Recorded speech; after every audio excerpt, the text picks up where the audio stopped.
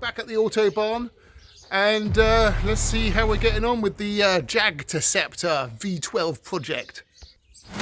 So you may have seen the short where he's picked up some propane canisters, and so this one we've chopped the top off, as you can see down there, unscrewed the tapered thread, and then we filled it up with water to displace the propane. But there's still quite a strong smell of propane coming out of it, so we'll leave that on the side for when it's not raining and put it back on when it rains. We don't want filling it up and going rusty. But that will be mounted to the back of the Jag. Half an idea to cut it here, and then put a hinge on it so it can be used as storage, you know, beer, clothes, you know, all sorts of stuff, camping gear when you go on a tour or a rally. So we've got Tom here, who's going to show us the tour of his current scrap to Jaguar finds that he's recently got. What have we got here? First of all, a couple more propane canisters. Tell us about those. Well, there were 3 of Marketplace. Guy insisted if I wanted 2, I had to take 3. So we've got one, a spare one, just in case we go wrong.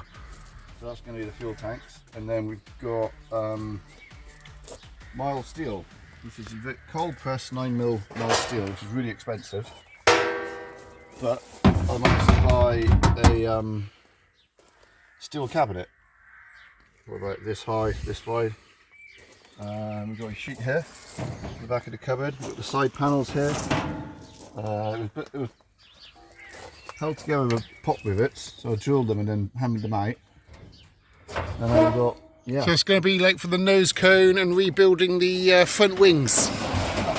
The front wings on the Jag are a bit rounded, so we're going to sort of make them more boxy with that sloping front. Key parts for the bonnet as well, which is going to be made up of 3 sections.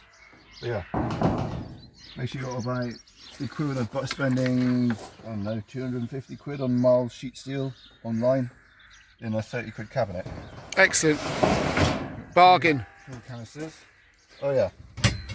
Until someone put some extra shelves in with this, yeah, it's pretty thick steel.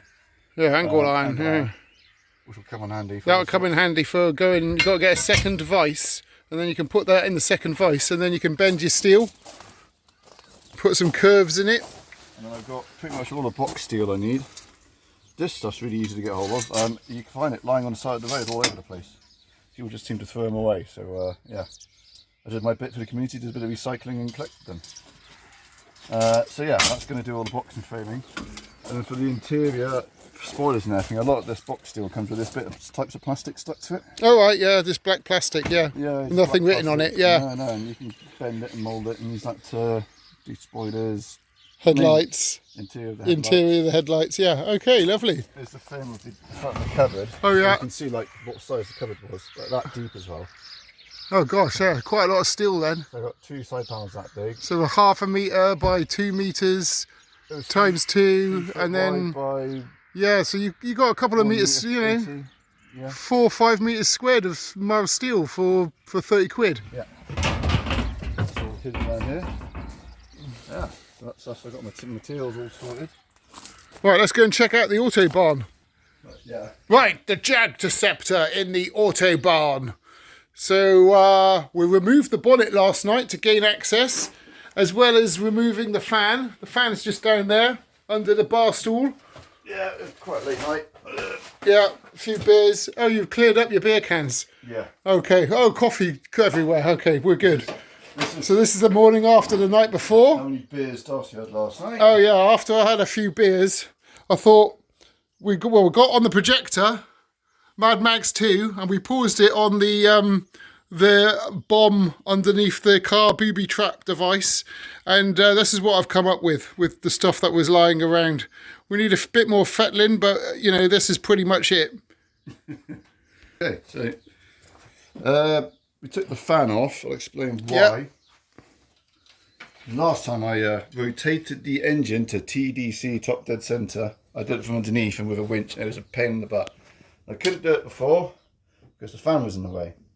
The original time I did it, I'd already had the front of the car off, everything was off, so it was easy to get to. But yeah, so we have to take that out and disconnect this oil feeder hose, pressure hose, so then we could turn the engine to top dead centre.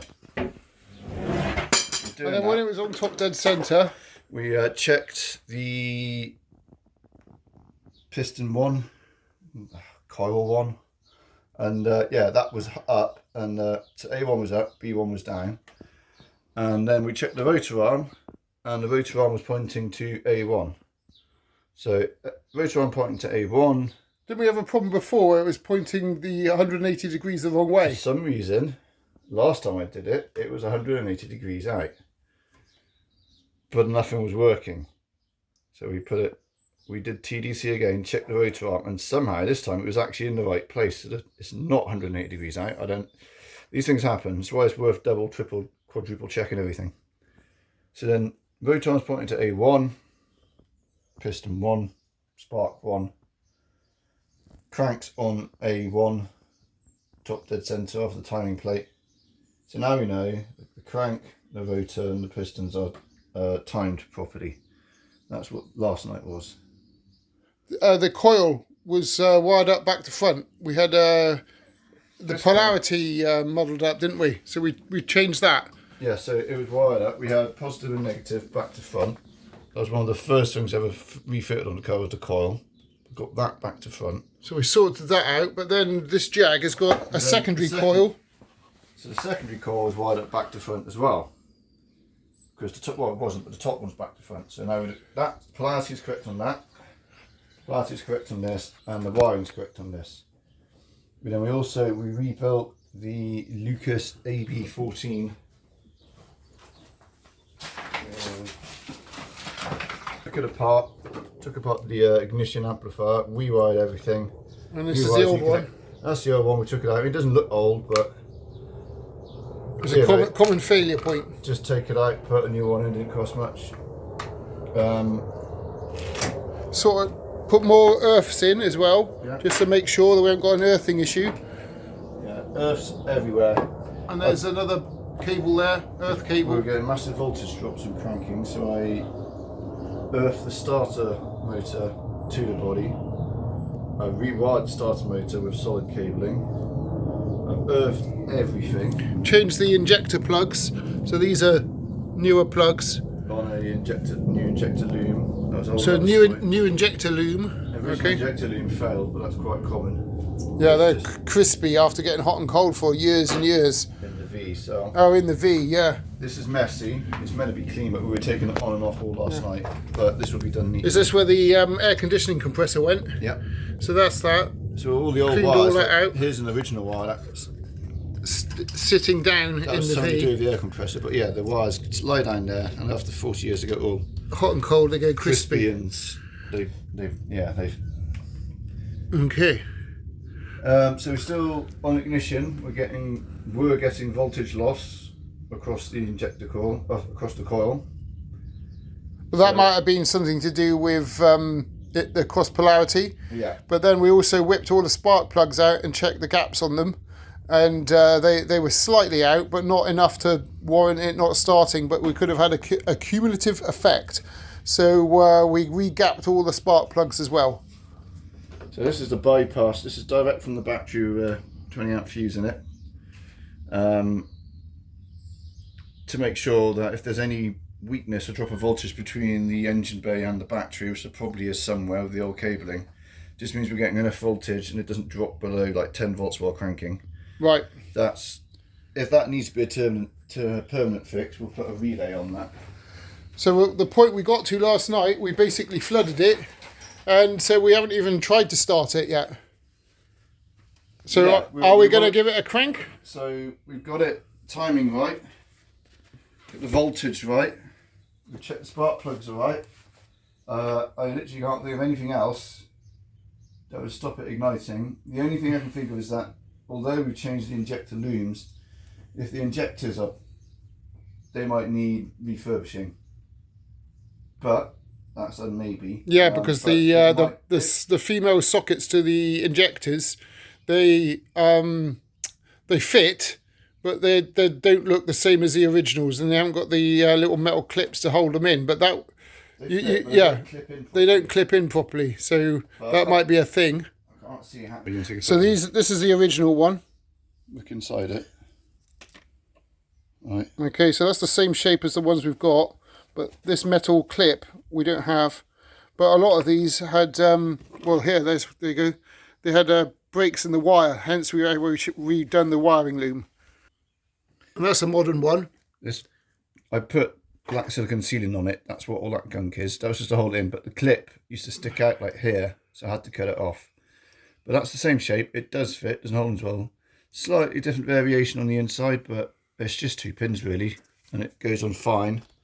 I was going to use a bit of silicone just to stop them falling off. Make it a bit of a tighter fit. I can't see how that connector would be a failure point.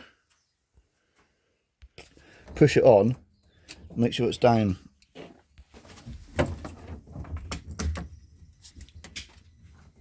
There's a relay that's out. Does that want to go back in? Fuel relay. We kept taking that. Yeah. Get that relay back in. Fuel pump relay. We took that out so we could spin it without flooding the engine. So there's the fuel pump cutting in. Should kick out in a minute. Should do. Wait, I'll unplug the engine. Well, it must. Let me crank it a few times without the relay, without the pump going. How are you going to crank it without the battery on? Yeah, unplug the relay, not the battery. I want to crank it, just check that the cylinders are empty. Right.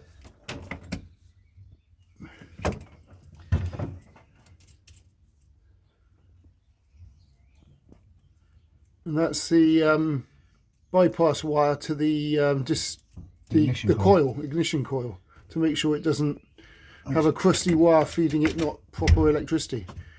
Right, crank the engine, make sure it's not flooded.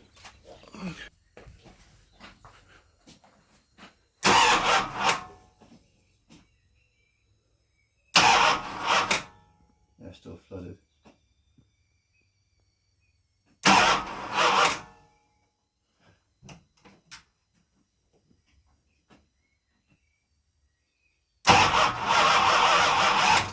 It's starting to clear.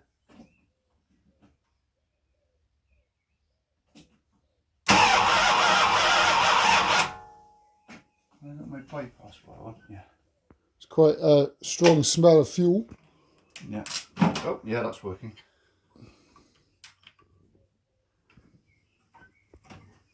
Wait a minute, got the magnet dropped in.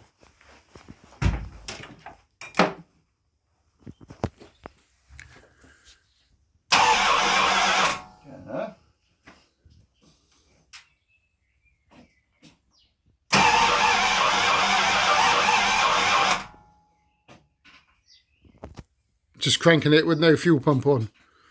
And we're getting quite a strong smell of fuel as last night's flooding is being cleared. You're pushing the fuel out of the cylinders.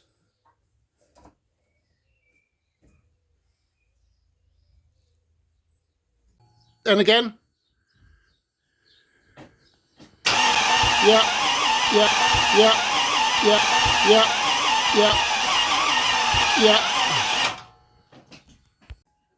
Oh, we try it with some easy start. See if it coughs. Okay. Well, without the fuel. So yeah, it's spinning, but not coughing. I know the relay's off, but it's to stop it getting flooded. But with the easy start, it should have coughed a bit. Yeah, so the spark plugs are gapped right. The timing's correct. The only weak point in the situation is the connection between the injector wiring loom, and the injectors. But the injectors probably could do with a refurb anyway. And have another look at the wiring loom for the injectors. So anyway, don't forget to like and subscribe and have a look at the playlist and follow the build. Cheers, bye.